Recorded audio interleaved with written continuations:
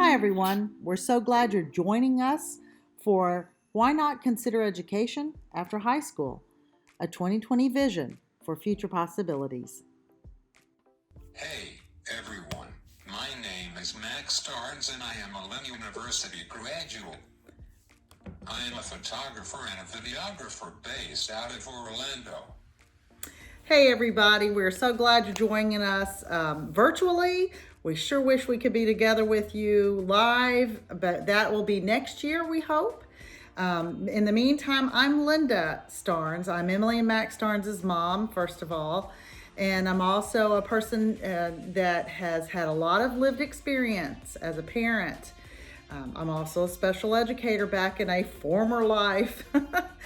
But for now, I'm a board member on a variety of boards. I do a lot of advocacy work. I speak and occasionally write. And I have just become, earlier this year, the statewide family leader with our CMS Title V office out of Tallahassee.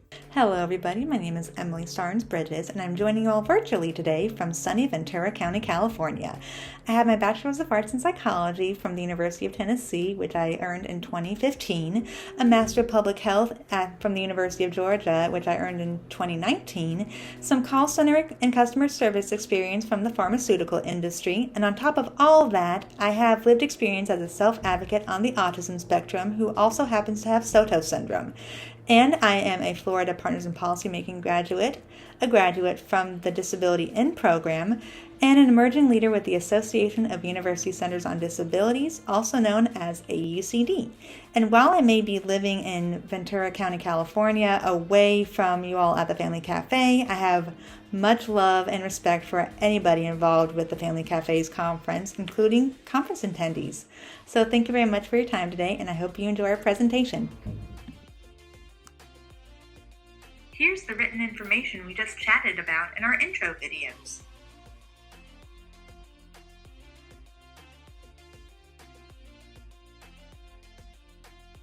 So, where are we headed today? We want to give you a very quick take on 20 perspectives to help you with a 2020 vision for education after high school. This isn't going to be a full-hour presentation like we would do if we were all together, but at least it's the highlights. Here we go. Number 1. No road is too long with good company. While you're traveling the road towards transition, finishing high school, and figuring out life after high school, we hope you do so in good company. With family, friends, and educators who support you on the journey.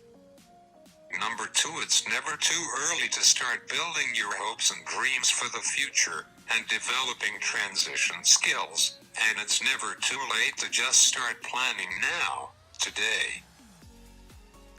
And number 3, we encourage you to work together with educators, family, and friends early and often. In the beginning, you can set a path, and that is a planning alternatives tomorrow with hope.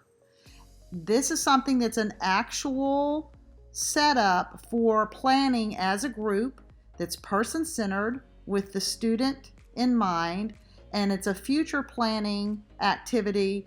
We did one with Mac when he was starting kindergarten, and we did future planning that started with him and the ideal that he would be a college graduate and employed and pay his taxes.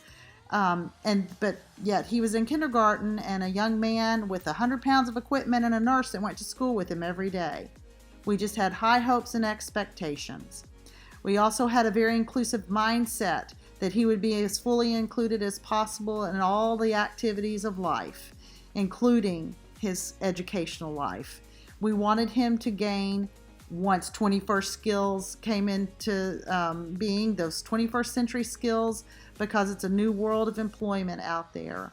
And then finally, we worked hard to collaborate in a positive way so that it made advocacy all the easier for all of these ideas.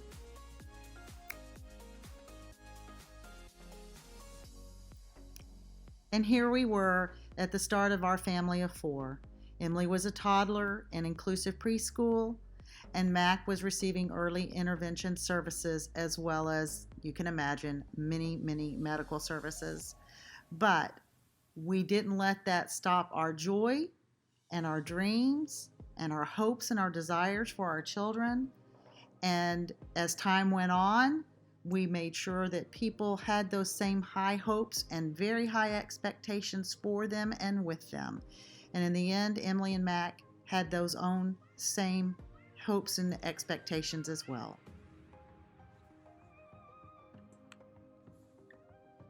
Number 4, have a dream and set goals to get there. One way to do this is thinking that work equals growth. You might not have a skill down yet, but you will. Number 5, believe and save from the start. Save money for college and post-secondary education early and often, and don't be afraid to do more research. We have some wonderful financial resources listed on this slide, but you may find other methods that may better fit your unique needs. Number 6, embrace what we call the selfies. These are personal skills from gaining self-awareness all the way through to building self-advocacy and self-determination skills. This leads to fullness of self-respect. Then number 7 are transition skills. You can start these as early as when you were a kid, with easy things like developing choice-making skills. You can practice often in elementary, middle, and high school. And practice everywhere. School, community, and at home. So, work on all kinds of transition skills, early and often. Another big one is number 8. Attend and participate in all of your IEP meetings. My sister and I went to our IEP meetings every time, starting in kindergarten. We didn't stay the whole time, but we were always there for at least part of each one during all our years of school, until we were leading our own IEP meetings in high school. It is important for everyone in the meeting to remember why we are together. It's to build a plan for one person, the student, with his or her thoughts and desires being at the center. It's always better for the student to be involved for full, person-centered planning. Another great way to grow and gain independence is number 9. Go to camp. When I went away to camp, it was one of the best experiences I ever had. I made incredible friends, and I learned a lot about myself. It's true. When Mac went away to summer camp for the first time, he was 10 years old, and it was a camp just for young people who had trachs, like Mac. He was scared, as were we, but he didn't look back, and when we picked him up at the end of the week, he was a changed person, a new young man who realized he had the world ahead of him, and he had that world without needing his parents with him all the time. A couple of research items are listed here that underscore how going to camp and participating, whether it's day camp all the way to full going away camp, it helps support classroom activities and the idea of post-secondary education.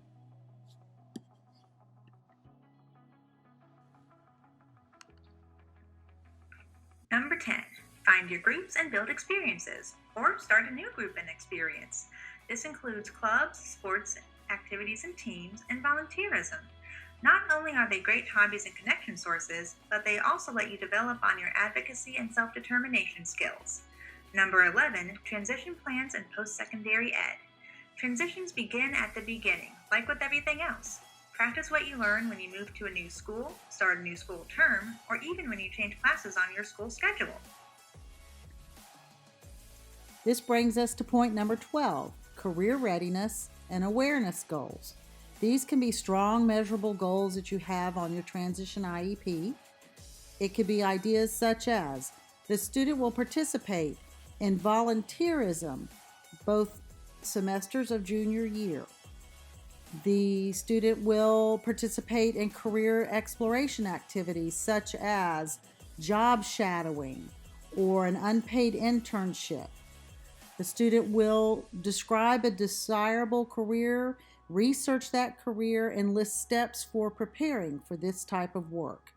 A variety of ways that you can set up measurable goals that will support your readiness skills for the real world.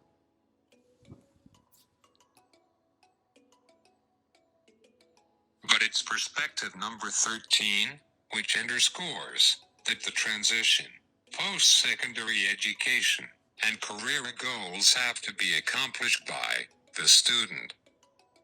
To develop the can-do attitude and gain the ability to bring grit and resilience to their journey, we need to understand our disability and medical conditions to the best of our ability and know what accommodations work for us.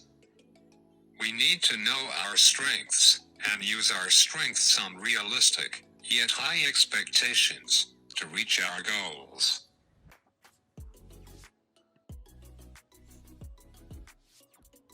Now, since Orlando is home to Universal Studios and all those cute and lovable minions, we have a picture of a minion to tell an important message in a fun way. That message is, don't underestimate me. I know more than I say, think more than I speak, and notice more than you realize. Number 14, continue to embrace the selfies in life and work on the Usles too. So the selfies in this case are things like self-determination and self-management, and the Usles are things that involve teamwork such as supportive decision-making and shared decision-making. So it's important to practice taking selfies and Usles early and often and making them fun to do. Number 15, hone interdependence and independence prep skills like transportation, healthcare, banking, voting, emergency planning and preparations, and so on. Everyone needs to have these skills to live, work, and participate in our communities. However, it's also okay to ask for help from others if and when you need it, because teamwork makes our dreams work. Just like we said that you could have career readiness goals in your IEP, you can also in your transition IEP include goals about researching and learning about post-high school education. Some of those goals could be learning the difference between the laws that govern high school IEPs versus the Americans with Disability Act, which takes over when you go on to post-secondary education activities. Another idea would be that you will participate in a college transition fair or college recruitment fair. You could develop your letters of recommendations and who might write those letters of recommendation for you, or draft your college essay. There's lots of things that you can do as goals and objectives through your transition IEP. At the same time, throughout all of what we've been talking about, families, you need to be a part of this and included. Students, you need to and want to include your families. They're your best support system. And educators, work collaboratively and positively to include families. There's lots of research that says that parent support and family support is one of the best indicators towards students going on to further education after high school and doing better in that education.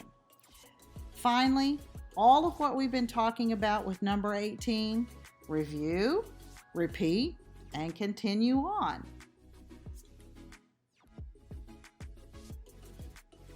Okay, so we've done a lot of work and we have 2 more points to go, but we want to take a moment to talk about actually researching and selecting and applying to any type of post-secondary education program, of which there are many.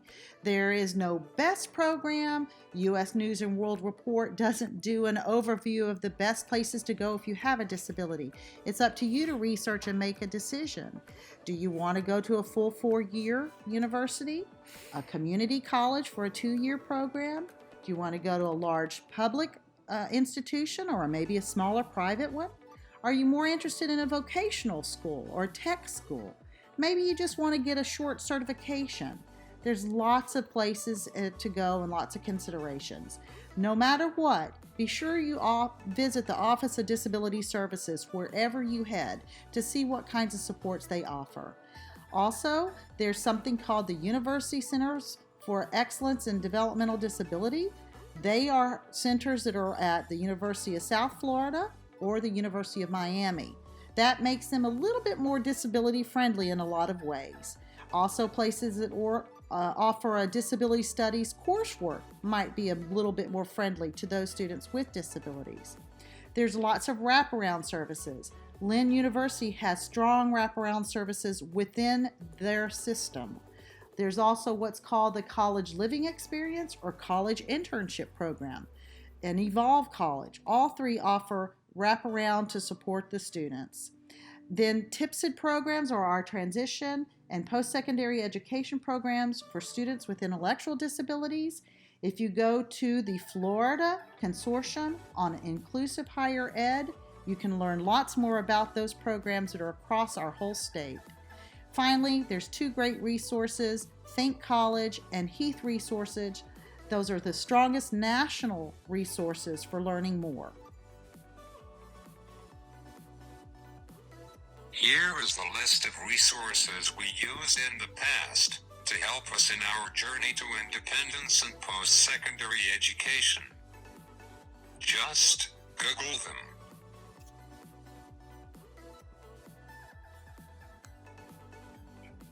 Finally, from our 2020 hindsight, since Orlando is also home to Disney World, number 19, we encourage you to just keep swimming. Like Dory in Disney's Finding Nemo, and last but certainly not least, number 20, make the most of your journey, wherever it may lead. Okay, so that's it. You saw the start of our journey, and here is the end of our journey to college graduates. You just never know what's possible with dreams, high expectations, hard work, with 2020 visioning. We wish you all the best. Well, that about wraps it up for this virtual session of the Family Cafe. I hope everyone has an awesome day. Goodbye from Ventura County, California. And I hope to see you all next year, hopefully, in Orlando for the in-person Family Cafe. Take care, everybody. Goodbye.